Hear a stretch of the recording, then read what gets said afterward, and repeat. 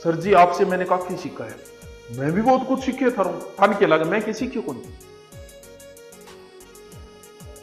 कई बार दूसरों की गलतियों से भी हमें सीखना चाहिए।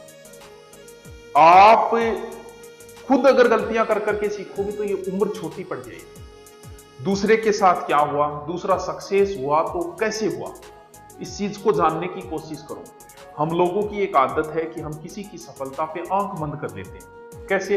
अगर कोई सफल है तो उसे स्वीकार नहीं करते, ये अपनी सबसे बड़ी कमजोरी है कि वो ठीक हो नहीं।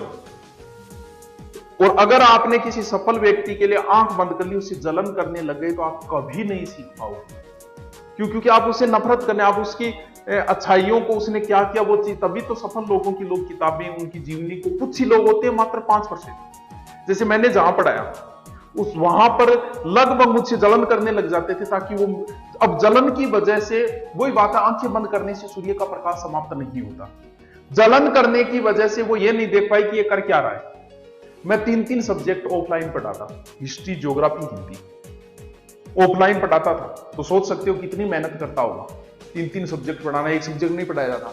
लेकिन आंखें बंद कर ली, वो चीज उनको दिखाई नहीं दी ना। ये डायलॉग मारे मन मेरे को नहीं, डायलॉग किए मारे, ये कौन मारी से क्लास में कोई एक तो वो आंख, कभी भी सफल व्यक्ति के बारे में जानने की कोशिश किया करो, ना कि उससे जलन किया करो। जलन में आप उसके बारे में कुछ नहीं सीख पाओगे, सिर्फ जलन ही करोगे।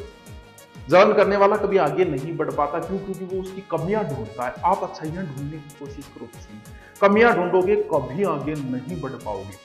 तो अच्छाइयां ढूंढने की कोशिश करो किसी के अंदर। किसी कोई सफल आपसे आपके बराबर वाला नौकरी लग गया, आप उसे जलन ना रहे लागे रहे, पेपर में सेटिंग हो रही है, ऐसा करने से काम नहीं चलेगा। इससे आप आत्मिक संतुष्टि दे सकते हो, लेकिन कोशिश करो कि उसने क्या किया, कैसे पढ़ा, कौन सी किताबें पढ़ी, कैसे सफल हुआ, इस चीज को जानने की कोशिश किया करो, ना कि आंख बंद करने।